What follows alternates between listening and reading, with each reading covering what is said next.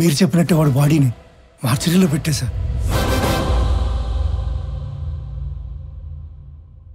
అందరికీ నమస్కారం. శ్రీ నందగోపాల్ చక్రవర్తి మా అన్నయ్య పీపుల్ మార్ట్ కంపెనీ స్థాపించి వచ్చిన ఆదాయంలో 50% పైగా కార్పొరేట్ స్థాయిలో ఉచిత విద్య వైద్యం అందిస్తున్న సంగతి మీ అందరికీ తెలుసు. ఈరోజు ఆయన సేవలను గుర్తించి భారత ప్రభుత్వం పద్మశ్రీతో గౌరవించినందుకు సంతోషిస్తున్నాను. ఆయన తమ్ముడినైనందుకు గర్వపడుతున్నాను. ఇప్పుడు అన్నయ్య మాట్లాడతాను. Good morning everybody. అందరిలాగే నేను ఒకప్పుడు నాకెందుకు సక్సెస్ రావటం లేదు అని, why am I not successful అని బాధపడిన వాణ్ణే. మరేం చేస్తే సక్సెస్ వచ్చిందో తెలుసా? వెదురు చెట్టు కోసం గింజల్ని భూమిలో పాతి నీళ్లు పోస్తే మరుసటి రోజుకు ఏమీ రాదు, తరువాత వారానికి ఏమీ రాదు, నెలకి ఏమీ రాదు, ఏడాదికి రాదు. కానీ 3 ఏళ్ల తర్వాత మొలకొస్తుంది. ఆ తర్వాత అది ఎదగడం మనం అలా చూడాలి. ఆ 3 ఏళ్ళు లోపల అది ఏం చేస్తుందో తెలుసా? అది పైకి ఎంత ఎత్తు ఎదుగుతుందో అంత లోపలికి దాని వేరుల్ని దిప్పుతుంది. సక్సెస్ అయ్యాక మనం ఎంత ఎత్తు ఎదగాలి అనుకుంటామో అవ్వక ముందు అంత గ్రౌండ్ వర్క్ చేసుకుని ఉండాలి. ఆ గ్రౌండ్ వర్కే సక్సెస్ అవ్వడానికి రీజన్. Thank you. అందుకే నేను స్టెప్ బై స్టెప్ ఎదగడాన్నే నమ్ముతాను. నా పీపుల్ మార్ట్ కుటుంబ సభ్యులందరితో ఒక విషయం చెప్పాలి. పిలుపుకే కుటుంబ సభ్యులు అంటాను గాని నాకు నిజంగా మీ అందరినీ కుటుంబ సభ్యుల్ని చేసుకోవాలని ఉంది. కానీ ఎలాగో తెలీదు. నేను 2 నెలల్లో చనిపోతున్నాను. I'm suffering with neurodegenerative disease. Doctors maximum 2 నెలలని చెప్పారు. మన కుటుంబానికి పెద్దగా ఈ విషయం చెప్పడం నా బాధ్యత కదా. I'm living happily. I want to die happily. I'm living successfully. I want to die successfully.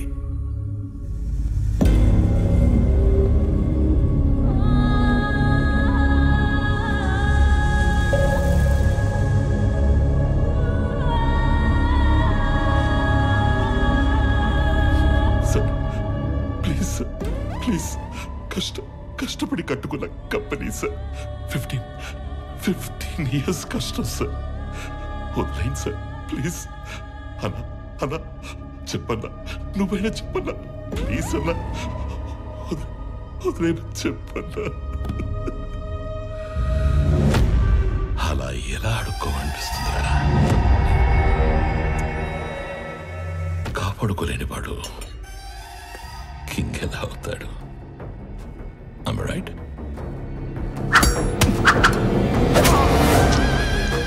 ఖాళీ జేబులతో ఉన్నవాడికి డబ్బు కావాలి, డబ్బున్నవాడికి పవర్ కావాలి, పవర్ ఉన్నవాడికి ప్రపంచం కావాలి. ఎదిగిన కంపెనీ అంటే ఎదిగిన ఆడపిల్ల లాంటిది. ఆరేసు కూర్చుంటే ఇలాగే ఆక్రమించుకుంటాం.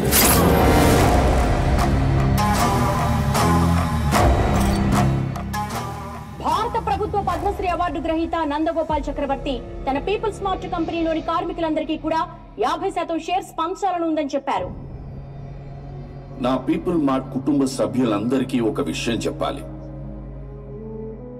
2 నెలల్లో షేర్స్ అన్ని కంపెనీలో పనిచేసే ప్రతి ఒక్కరికి సమానంగా పంచి మిమ్మల్ని అందరినీ నా కుటుంబ సభ్యులుగా చేసుకుంటాను.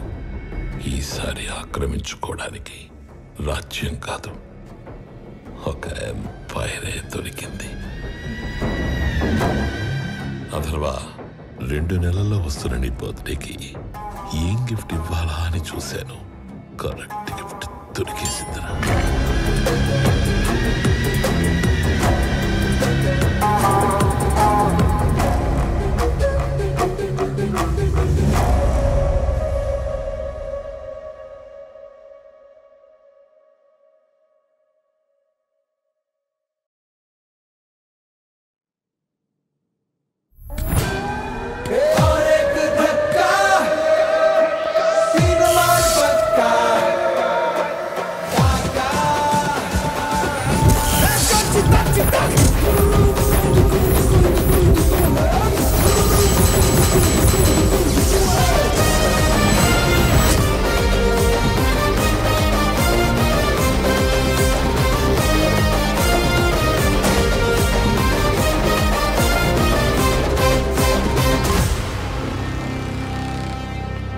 నిన్న నేను లేనప్పుడు మా బాబు దగ్గరకు వచ్చి నీ ప్రాపర్టీ నాకు కావాలి అని బెదిరించింది ఎవడు? నేనే నేనే నేనే నేనే కంగారు పడి కమిట్ అయిపోకుండా రోయ్. ఇప్పుడు నేను ఒక రౌండ్ వేసుకుంటాను. ఆ తర్వాత ఇదే ఫ్లోలో నేను కాదు నేను కాదు నేను కాదు అంటారు. కాబట్టి చెప్పేటప్పుడు ఒక్కసారి ఆలోచించి చెప్పండి. తర్వాత కొట్టేటప్పుడు నేను అస్సలు ఆలోచించను. అసలు నువ్వు ఎవడి ఏరియాకి వచ్చి రౌండ్ వేసుకుంటానంటున్నావురా నిన్ను?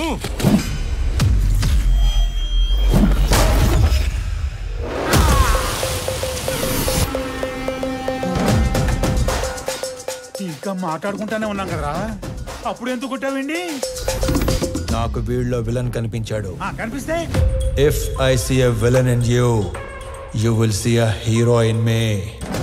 నీలో విలన్ నాకు కనిపిస్తే నాలో హీరోని కనిపిస్తాడు. సో నేను మాట్లాడేటప్పుడు నీలో విలన్ అస్సలు బయట రాకూడదమ్మా.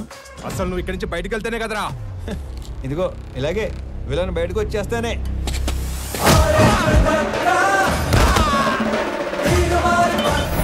ఇలా హీరో వచ్చేస్తాడు. అదిగో నీలో కూడా విలన్ బయటకు వచ్చేసాడు.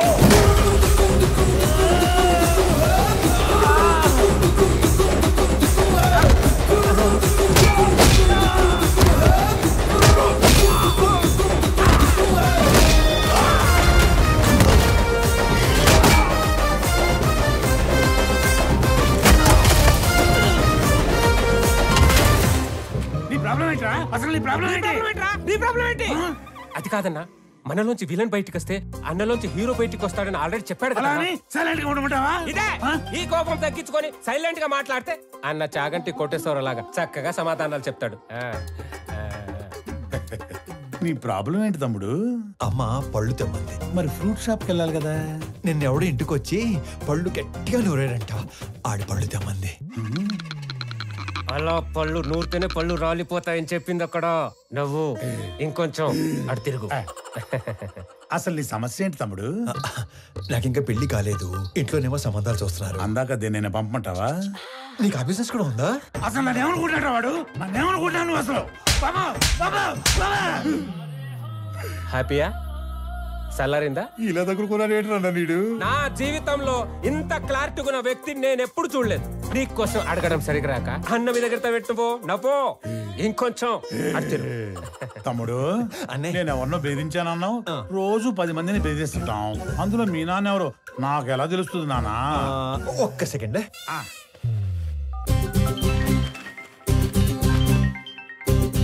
నానోయ్ రౌండ్ అయిందా? అయింది. ఎంటర్టైన్మెంట్ రౌండ్ నడుస్తుంది అంతేగా? అంతే అంతే. నాకు చూపించు. ఇదిగో. అచ్చా నువ్వు ఈడి కొడుకువా? నీ ఫ్యామిలీ మొత్తాన్ని చంపైనా సరే ఆ ఇల్లు లాక్కుంటాం.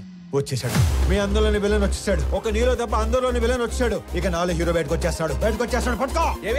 నీ కొడుకు కొడుతుండే కదా చాలా కాలం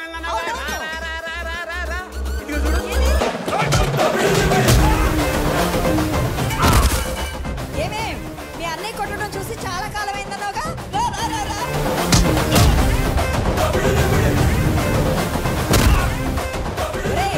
ఆ గుండుగాడిని 4 ఎక్కువైరా. నేను చాలా ఎక్స్ట్రాలు మాట్లాడాడు.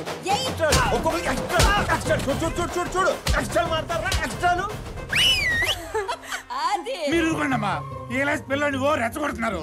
మాకేమైనా అయిందంటే ఆరోగ్యశ్రీ కార్డులు కూడా లేవు తెలుసా? మరి అలాంటప్పుడు ఆడితో ఎందుకు పెట్టుకున్నావు? ఆడసలే తేడాగాడు. ఆడే రెచ్చగొడతాడు, ఆడే కొడతాడు. ఏం చేస్తాం? మా టైం బాగాలే పెట్టుకున్నాం. అమ్మో టైం అంటే గుర్తుకొచ్చింది. ఒరే ఆఫీస్కి వెళ్ళవా? టైం అయింది. మర్చిపోయాను. అదొకటి ఉంది కదా. ఇక చిన్న వార్నింగ్ ఇచ్చి బయలుదేరతానే. మా నాన్న ఒకటే చెప్పాడు. ఏమని? ఏదైనా గొడవ వస్తే అస్సలు ఆలోచించకుండా ఎరగదీసేమన్నాడు. నేను కామన్ మ్యాన్ కదా, ఇది సరిపోద్దిగా. సరిపోయింది. నవ్వుతూ చెప్పు. సరిపోయింది. ఇంకో సరిపోయిందిగా. Good bye. ఇందాక అమ్మకి వార్నింగ్ ఇస్తానన్నాను కానీ నాకు ఈ డైలాగులే చెప్పి భయపెట్టడం పెద్దగా రాదు. Just imagine. ఫస్ట్ టైం కాబట్టి సైలెన్సర్ పట్టుకొచ్చా. మళ్ళీ ఇదే రిపీట్ అయితే ఈసారి సైలెన్సర్ కాదు కత్తి పట్టుకొస్తా. సైలెన్సర్ తో దెబ్బ పడ్డ ప్రతి చోట కత్తితో వేటు పడిందనుకో.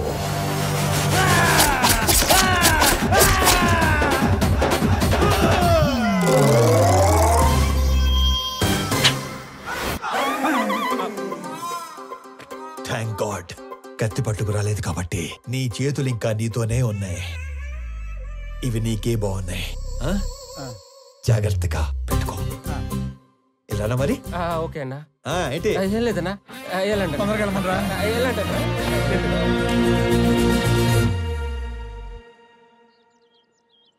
ఆనంద్ ఎక్కడా? రెడీ అవుతున్నాడు.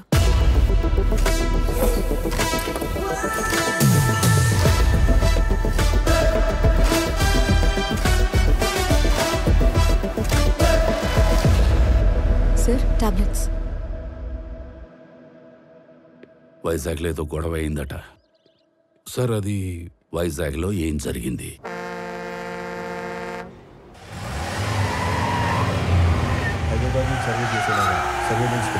ఆల్రెడీ లైన్స్ తీసుకున్నాం సార్. కనెక్ట్ చేయడం ఒకటే బ్యాలెన్స్. మీరు ఒకసారి వెరిఫై చేస్తే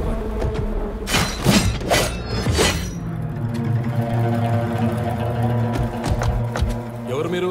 నీ 200 ఎకరాల్లోకి వస్తేనే ఎవరు నువ్వు, ఎవరు రానిచ్చారు అని అడుగుతున్నాడు. 682 చదరపు కిలోమీటర్లున్న నా వైజాగ్ కాన్స్టిట్యున్సీలోకి వచ్చి 1000 మందికి ఉద్యోగాలు, 100 కోట్ల ప్రాజెక్టు కడుతుంటే ఏరియా ఎక్స్ఎమ్మెల్యేని నేను అడగొద్దా ఎవరు నువ్వు, ఎవరు రానిచ్చారు అని? ప్లీజ్ సార్, గొడవ చేయకండి, కూర్చొని మాట్లాడుకుందాం.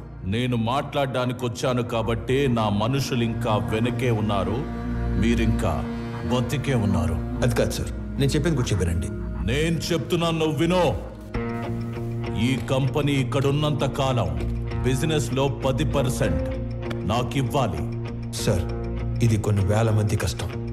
దీన్ని ఎవరికి ఊరికే ఇచ్చి వాళ్ళ కష్టాన్ని అవమానించలేను. I'm sorry sir. 50 మందా? వీడు అసలే ఎవరి మీద చేయి కూడా ఎత్తాడు. ఎలా బయటపడ్డాడు అసలు? మా నాన్న ఒకటే చెప్పారు, ఇద్దరి మధ్య గొడవ వస్తే ముందుకెళ్ళి కొట్టేవాడు కామన్ మ్యాన్ అవుతాడు, టేబుల్కి అటు ఇటు కూర్చొని ప్రాబ్లం సాల్వ్ చేసుకునేవాడే బిజినెస్ మ్యాన్ అవుతాడు. నా కంపెనీలో 10% లాభాలు అడుక్కోవడానికి వచ్చిన వాడి కోసం ఆ కంపెనీ ఓనర్ని చంపడానికి వచ్చే అంత తెలివి తక్కువ వాళ్ళు కాబట్టే వాడి మిమ్మల్ని పనిలో పెట్టుకున్నాడు. ఏ మాత్రం తెలివి ఉన్నవాడైనా 100 రూపాయలు సంపాదించే వాడి వైపు ఉంటారా, అందులో 10 రూపాయలు అడుక్కోవడానికి వచ్చిన వాడి వైపు ఉంటారా? అండ్ ఆఫ్ కోర్స్ మిమ్మల్ని పోషిస్తాడు కాబట్టి. అది ఎప్పటి వరకు? మీకు రేపు 40-50 ఏళ్ళు వచ్చి ఒంట్లో బలం తగ్గాక అప్పుడు కూడా పోషిస్తాడా? మీకు ఇదంతా మానేసి ఏదో పని చేసుకోవాలని ఉంటుంది, కానీ మీ బ్యాక్గ్రౌండ్ చూసి ఎప్పుడూ పని ఇవ్వడం. నేనిస్తా. మీరు గౌరవంగా బతుకుతాను అంటే నా కంపెనీలో మీ అందరికీ ఉద్యోగాలు నేనిస్తాను. రోజు 8 గంటలే పని. వాడిలా ఎప్పుడు పడితే అప్పుడు పిలవను. ఇలాంటి వాటికి అస్సలు పిలవను. 60 ఏళ్ళ దాకా పని, దాటాక పెన్షన్. చచ్చేదాకా ఎవ్వడి మీద డిపెండ్ అవ్వక్కర్లేదు. నా కంపెనీకి డెలివరీ బాయ్స్ కావాలి. ఈ ఏరియాలో అణువు తెలిసిన మీకంటే క్వాలిఫైడ్ ఇంకెవరుంటారు? ఆలోచించుకోండి. నాతో కలిసి పని చేయాలనుకుంటే మీలో ఉన్న రౌడీని చంపి నాతో రండి. కాదు, వాడి కిందే పని చేద్దాం అనుకుంటే నన్ను చంపి లోపలికి వెళ్ళండి. వాడేంటో కథలు చెప్తుంటే వింటారేంట్రా? ఏసేయండ్రా.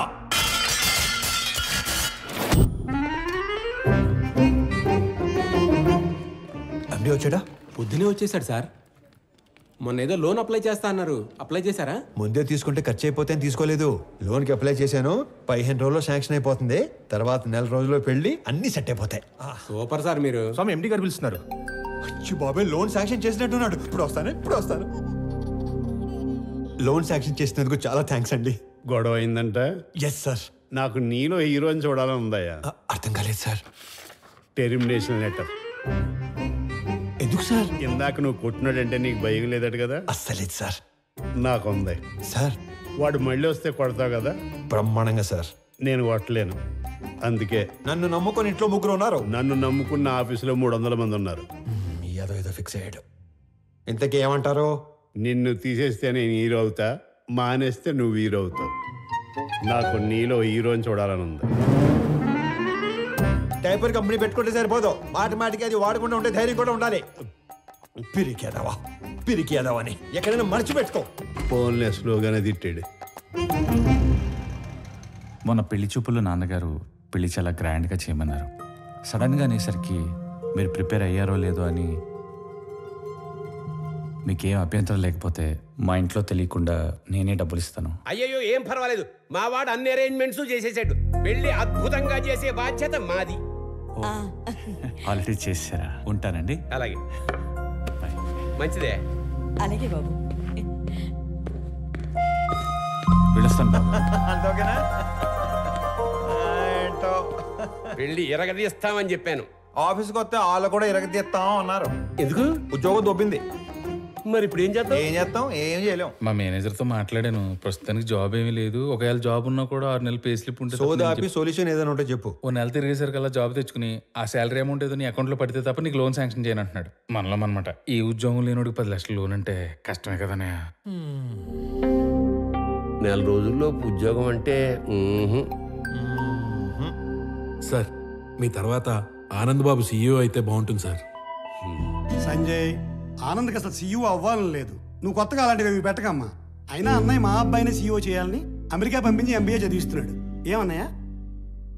అంటే ఆనంద్ ఖచ్చితంగా మన కంపెనీకి విక్రమే సీఈఓ అవుతాడు బాబాయ్. ఇంతకీ ఎప్పుడు వస్తాడు అమెరికా నుంచి? అన్నయ్య నువ్వు అనుమను పొద్దున్న కల్లా ఇక్కడ ఉంటాడు. అమ్మాయి ఎలా ఉంది? చాలా బాగుందానా? She's beautiful. వాళ్ళ నాన్నతో మాట్లాడినా ఏమంటావు? నానా అది కాదురా, నాకున్నదే 2 నెలలు. నీ పెళ్లి చూడకుండానే వెళ్ళిపోమంటావా? అది కాదు నాన్న, నెల రోజులు మీ బర్త్డే వస్తుంది. ఆ రోజు కల్లా వైజాగ్ ఫ్యాక్టరీలో 1000 మందికి ఉద్యోగాలు ఇవ్వాలి. ఆ 1000 మంది ఫ్యామిలీస్లో హ్యాపీనెస్సే మీకు ఇచ్చే బర్త్డే గిఫ్ట్. అదేగా మాట్లాడుకుందాం. సరే, వేసుకోండి. నెల రోజుల్లో 1000 ఉద్యోగాలు అయినట్టే. Hello, first time? అవును sir. So many times.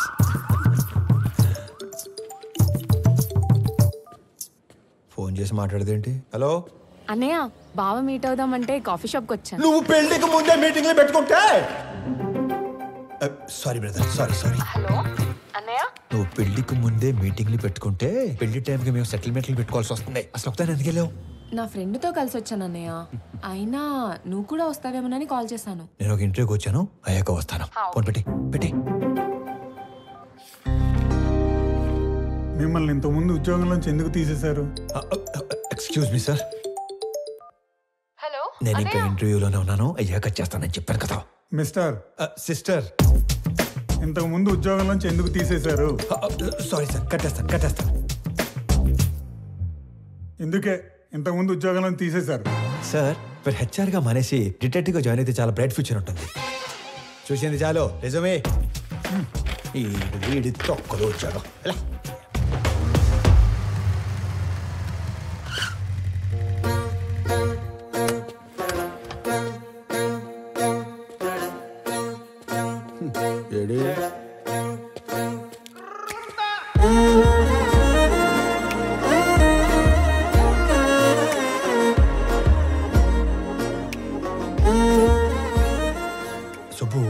Subbu ఎక్కడ? నేను సుబ్బు ఫ్రెండ్ని. పెద్దవాళ్ళకి ఫుడ్ ప్యాకెట్స్ ఇద్దామని కార్ ఆపితే వీళ్ళని ఏడిపిస్తున్నారు. నాన్నకి ఫోన్ చేద్దామని చూస్తే నాది సుబ్బు ఫోన్ ఎక్స్చేంజ్ అయిపోయింది. Okay I leave, you guys carry on. Bye. Dial list చూస్తే అన్నయ్య అని ఉంది. అన్నయ్య అయితే ఏ ప్రాబ్లం నుంచి అయినా సేవ్ చేస్తాడని నేనే మెసేజ్ చేశాను. అన్నయ్య ప్రాబ్లంలో ఉన్నా అని మెసేజ్ చేస్తుందేనా? భయ్యా, ఈ పాపకి నాకు ఎలాంటి సంబంధం లేదు, కానివ్వండి. దానికి నాకు ఎలాంటి సంబంధం లేదు. మరి నువ్వేంటి? నీ హైట్ ఏంటి? నీ ఫిజిక్ ఏంటి? నీ కలర్ ఏంటి? అసలు నువ్వు నన్ను అన్నయ్య అనొచ్చా? ఆ మాటకు వస్తే నువ్వు ఈ ప్రపంచంలో ఎవరైనా అన్నయ్య అనొచ్చా? అందుకని వదిలేసి వెళ్ళిపోతారా? నువ్వు అదే నంబర్ నుంచి బంగారం, నేను చాలా ప్రాబ్లమ్స్ లో ఉన్నాను, వచ్చి నన్ను సేవ్ చేయవా అని మెసేజ్ పెట్టి ఇదే లొకేషన్ మళ్ళీ పెట్టు, అప్పుడు ఆలోచిస్తాను. హలో, ఏంటి హీరోయిజం చూపిస్తున్నావా? అంతుందా? చూపించాలని నాకు ఉంది, అసలు నీకు అంత ఉందా? హీరోతో మాట్లాడుతున్నావు తెలుసా? ఎవడ్రా ఇడికి నా డైలాగ్ ఇచ్చింది? నువ్వు మెసేజ్ చేస్తున్నావు లేదా? అబ్బాయి కన్ఫర్మ్, ఈసారి అడ్రాను, మీ ఇష్టం. హలో ఓయ్, అడు రాడు గాని మనం చూసుకుందామా? బంగారం, నేను ప్రాబ్లంలో ఉన్నాను, వచ్చి నన్ను సేవ్ చేయవా? నేనే రానుకో, అలిగాను. ప్లీజ్ రా, నా బుజ్జి కాదు, నా బంగారం కాదు, రా నాన్న.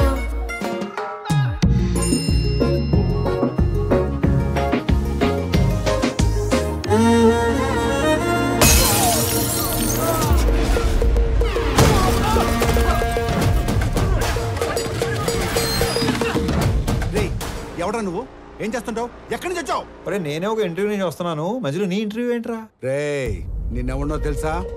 నా వెనకాల ఎంతమంది ఉన్నారో తెలుసా? ఒక్కళ్ళేడు, మొత్తం జంపు. అయినా సరే నన్ను కొడితే ఎవడొస్తాడో తెలుసా? అంబులెన్స్ చేసుకుని డ్రైవర్ వస్తాడు. ఏంటి మజాకుందా? ఇది ఎక్కడితో ఆగదు. నన్ను టచ్ చేస్తే బేగంపేట భాష వస్తాడు. భాష వచ్చాడు భాషను కొట్టేస్తే ఏంటి? భాషను కొట్టేస్తావా? ఏంటి భాష అంటే? భాష పెద్ద రౌడీ. అడిగేది చెప్పరా, భాషను కొడితే ఎవడొస్తాడు? భాషను కొడితే షేక్పేట్ షరీఫ్ వస్తాడు. షరీఫ్ ఎంత పహిల్వాన్ తెలుసా? బాబోయ్, మరి షేక్పేట్ షరీఫ్ ని కొడితే ఎవడొస్తాడు? నేను షేక్పేట్ షరీఫ్ ని కొట్టేస్తావా? ఏంటి షేక్పేట్ షరీఫ్ ని కొట్టేస్తావా? అంత ఎక్సైట్ అవకరా. షేక్పేట్ షరీఫ్ ని కొడితే ఎవడొస్తాడు చెప్పు? షరీఫ్ ని కొడితే మలక్పేట్ మల్లేష్ వస్తాడు. ఈ సిటీలో అంతకన్నా పెద్ద పహిల్వాన్ లేడు. లేడు లేడు. అయితే 10 వెళ్ళిపోదాం. చూసావా డాలి, అన్న పేరు చెప్పని ఎలా భయపడ్డాడు? నేను చెప్పేది ఆడిని కొట్టడం ఎందుకు? డైరెక్ట్ గా మలేషియాని కొట్టేస్తే పని అయిపోతుంది కదా.